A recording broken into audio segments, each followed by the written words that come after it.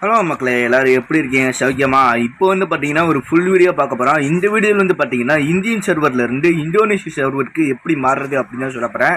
So Indian சர்வருக்கும் Indonesia சர்வருக்கும் நிறையவே difference இருக்குது.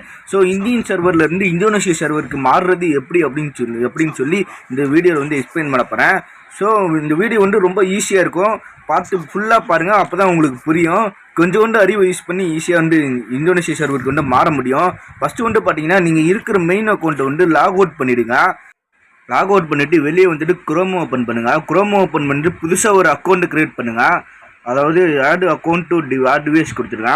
Device கொடுத்தீங்கன்னா இந்த நம்பர் சுற்றிக்கிட்டே இருக்கும். அப்புறம் பேர், ஊர், பிறந்த நாள், வயசு எல்லாத்தையும் கரெக்டாக போட்டு வந்து பார்த்தீங்கன்னா உங்களுக்கு வந்து புது அக்கௌண்ட் வந்து க்ரியேட் பண்ணுங்கள்.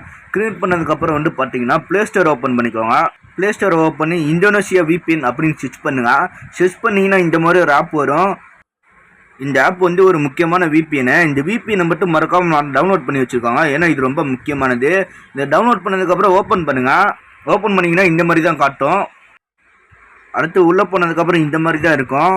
இதில் வந்து பார்த்தீங்கன்னா கீழே வந்து காட்டுறது பார்த்தீங்களா, இதில் வந்து பார்த்தீங்கன்னா ஓப்பன் பண்ணுங்கள். ஓப்பன் பண்ணிங்கன்னா ஏகப்பட்ட சர்வர் இருக்கும். இந்த சர்வரில் வந்து பார்த்தீங்கன்னா டிஸ்பிளேல காட்டுற இந்த சர்வரை வந்து சூஸ் பண்ணிக்கோங்க. அது ரொம்ப முக்கியமானது. ஓகே காய்ஸ், நான் சொன்ன சர்வரை சூஸ் பண்ணிவிட்டு கரெக்டாக வந்து கனெக்ட் கொடுத்துருங்க. கனெக்ட் கொடுத்தீங்கன்னா கனெக்டிங்னு காட்டும். கொஞ்ச நேரம் கழித்து வந்து பார்த்தீங்கன்னா ஆட்டோமேட்டிக்காக கனெக்ட் ஆயிரும். அது வரைக்கும் கொஞ்சம் வெயிட் பண்ணுங்கள். பார்த்தீங்களா, கனெக்ட் ஆகிடுச்சு.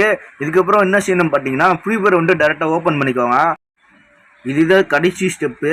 அடுத்து வந்து பார்த்தீங்கன்னா ஒன்றும் சேர்த்தவில்லை. நான் வந்து இதுக்கு முன்னாடி ஒரு ஜிமெயில் ஐடி வந்து ஓப்பன் பண்ண சொல்லியிருந்தேன். அது உங்களுக்கு ஞாபகம் இருக்கும் அப்படின்னு நினைக்கிறேன். அந்த ஜிமெயில் ஐடியை வச்சு லாகின் பண்ணிடுங்க. லாகின் பண்ணிங்கன்னா போதும், நீங்கள் இந்தோனேஷியாக்குள்ளே வந்து போயிடுவீங்க. இந்தோனேஷியா சர்வர் வந்து கேம் வந்து வந்துடும். அதுக்கப்புறம் அந்த விபிஎன் ஆஃப் பண்ணிவிடுங்க. அதுக்கப்புறம் அது உங்களுக்கு தேவைப்படாது. அவ்வளோதான், என்ஜாய் பண்ணுங்கள் காய்ஸ். அடுத்த வீடியோ மீட் பண்ணலாம். தேங்க்யூ.